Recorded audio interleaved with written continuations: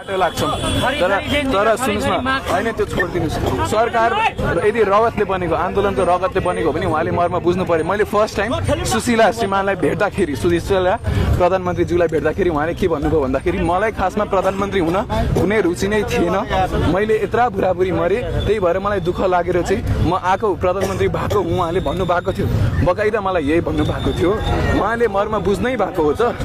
देशमा खोइ स्थिर सरकारको चाहिँ खोइ त के गर्नु भएको उहाँले केही गर्नै सक्दिन भन्नुहुन्छ उहाँको म्यान्डेट चुनाव मात्र हो रे चुनाव त जुनै सुकै सरकारको पनि म्यान्डेट त भन्नै पर्दैन बाइ डिफल्टै हो गराउनै पर्छ सरकारले तर उहाँले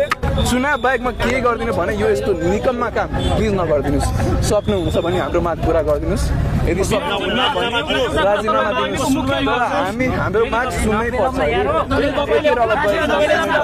तपाईले चुनाव गराउने हो भने ग्यारेन्टी दिनुस् कि हाम्रो मागहरू पुरा हुन्छ हाम्रो माग भनेको हतियारहरूले पक्राउ हो भ्रष्टाचारमाथि कारबाही हो र हाम्रो जेन्जी युवाहरूले जसलाई समाजेको छ तिनीहरूले तुरन्त रिहाई गर्ने हो हामी बदलावको लागि लडेका युवाहरू हो तपाईहरूले हामीले अपराधी रूपमा हेर्नु भइरहेको छ त्यसको हामी घोर निन्दा गर्छौँ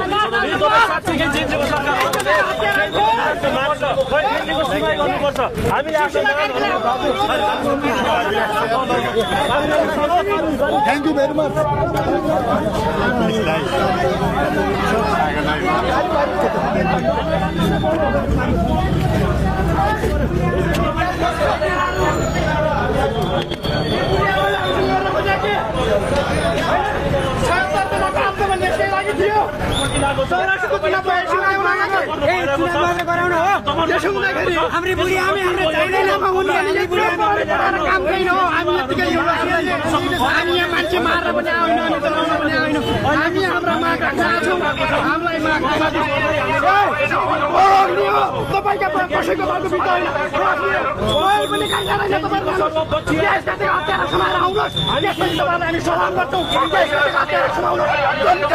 नेपाल प्रहरीसँग तुम